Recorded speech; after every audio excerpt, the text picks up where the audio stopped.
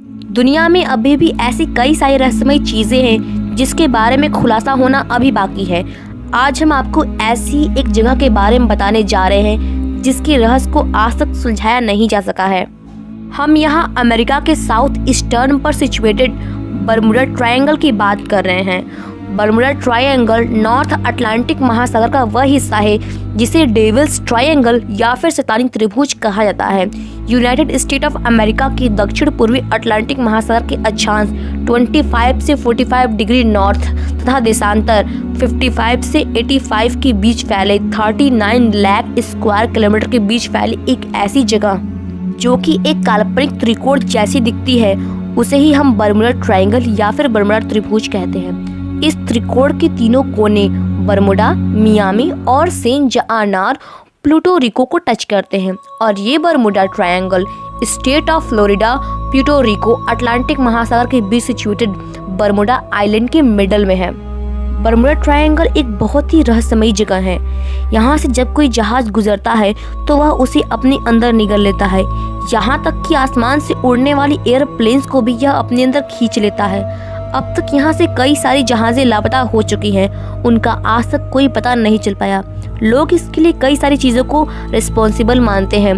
पहले लोग इसके पीछे समुद्री रॉबर्स का हाथ मानते थे, लेकिन जब जहाज में मौजूद सभी सामानें सुरक्षित पाई गई तो लोगों का ये कॉन्सेप्ट भी दूर हो गया। कुछ का ऐसा मानना है कि गल्फ स्ट्रीम इसके पीछे रिस्पॉन्सिबल है। मैक्सिको की खाड़ी से लेकर फ्लोरिडा के जल डमरू से होती हुई नॉर्थ अटलांटिक तक फैली गल्फ स्ट्रीम में पानी का बहाव इस हद तक तेज होता है कि यह अपने साथ सब कुछ बहा कर ले जाती है। तो ऐसे में हो सकता है कि गल्फ स्ट्रीम ही इन एक्सीडेंट्स के लिए रिस्पॉन्सिबल हो। हजारों जहाज आज तक बरमूडा से वापस नहीं आए हैं, जिस कारण इस जगह जाने से हर किसी को डर लगता है। लेकिन आखिरकार वो कौन है जो इन्हें रोक लेता है और वापस नहीं लौटने देता? जब भी किसी रहस्यमय जगह की बात होती है तो बरमूडा का जिक्र जरूर किया जाता है। इस जगह के बारे में ऐसा कहा जाता है कि बरमूडा के रहस्य को कोई सुलझा नहीं पाता। न जाने कितने ही शिप्स और एयरप्लेन्स को ये सागर अपने आप में समा चुका है। एक बार जो इसकी सीमा में प्रवेश कर जाता है वो कभी लौट कर नहीं आ पाता। यहाँ भूले से भी अगर कोई जहाज पहुँच जाए तो पता ही नहीं चल पाता कि जहाज को आसमान निकल गया या फिर समुद्र। साइंटिस्ट भी बरमूडा ट्रायंगल के इस रहस्य का पता नहीं लगा पाए हैं कि आखिरकार वो कौन सी शक्ति है जो इस जहाज को निगल जाती है।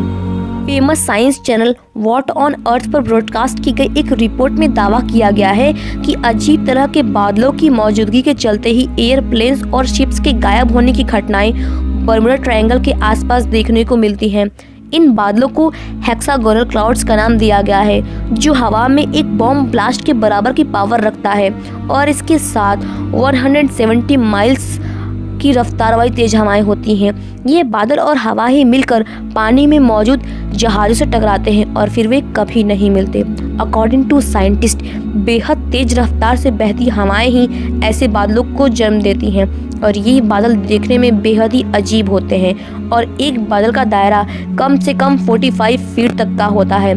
इनके शेप के कारण ही इसे हेक्सागोनल क्लाउड्स कहा जाता है। रिपोर्ट में यह तक कहा गया कि ये हवाएं ही बड़े बड़े बादलों का निर्माण करती हैं और एक विस्फोट की तरह समुद्र के पानी से टकराती हैं और सुनामी से भी ऊंची लहरें पैदा करती हैं, जो आपस में टकराकर और भी ज़्यादा एनर्जी क्रिएट करती हैं।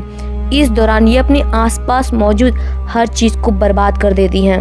वैज्ञानिकों के अनुसार ये बादल बरमूडा आइलैंड के दक्षिणी छोर पर पैदा होते हैं और फिर करीब 25 से 55 माइल तक का सफ़र तय करती हैं।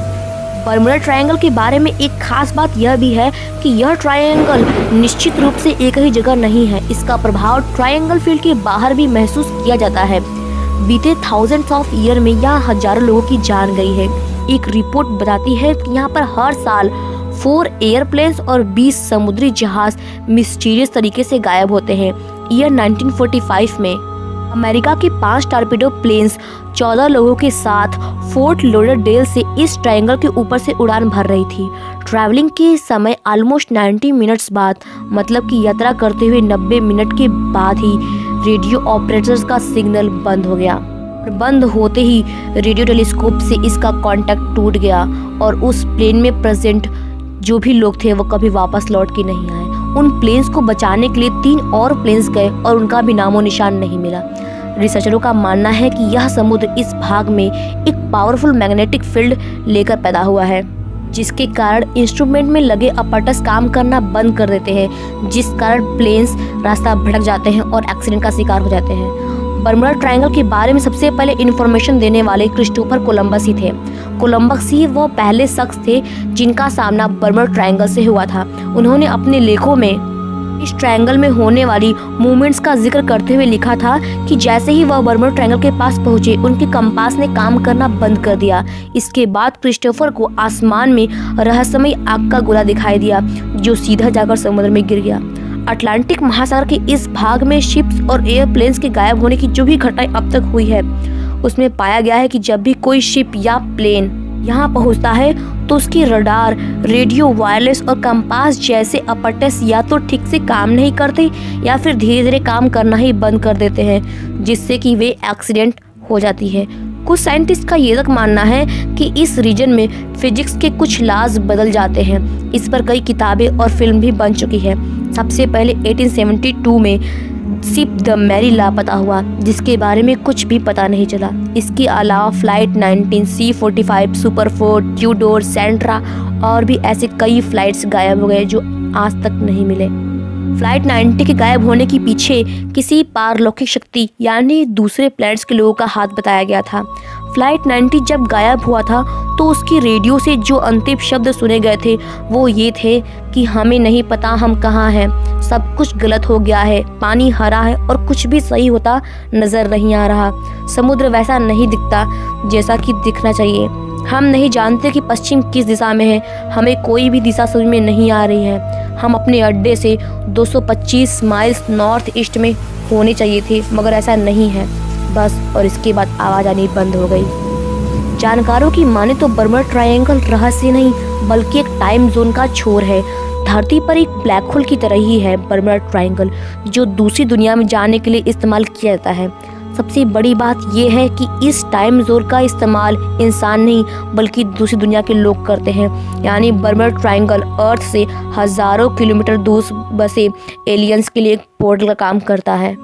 इस थ्योरी को और समझने के लिए ये फैक्ट जानना बेहद ज़रूरी है, जो सालों की जांच के बाद सामने आया है। एक साल में 25 बार ऐसा होता है जब बर्मुडा ट्रायंगल का आकार श्रिंक होकर सिर्फ 30 स्क्वायर माइल्स तक हो जाता है, यानी कि 15,000 माइल से घटकर सिर्फ 3 माइल्स और सिर्फ 28 मिनट के लिए, और तब तक के लिए हालात कुछ खास होते हैं। इस वक्त पर जो भी प्लेन्स या फिर शिप इस बर्मुडा के पास से गुजरता है, भयंकर इलेक्ट्रोमैग्नेटिक वेव्स उसे अपनी ओर खींच लेती हैं। इस दौरान बर्मुडा ट्रायंगल टाइम जोन के पहले मुहाने की तरह काम करता है, जबकि दूसरा मुहाना धरती से लाखों किलोमीटर दूर होता है। यानी एक बार जो भी इस बर्मुडा ट्रायंगल में गया वो दूसरी दुनिया में फेंक दिया जाता है। इसी प्रिंसिपल को एलियंस भी धरती पर आने के लिए अपनाते हैं।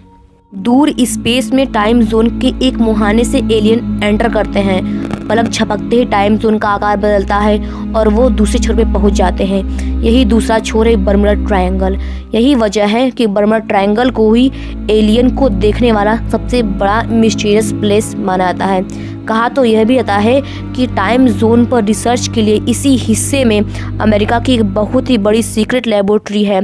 यहाँ पर एरिया 51 की ही तरह एलियन से जुड़ी रिसर्च भी की जाती है, लेकिन अब यहाँ पाए जाने वाले हेक्सागोनल क्लाउड्स के कारण ऐसी घटनाएं होने का दावा किया जा रहा है।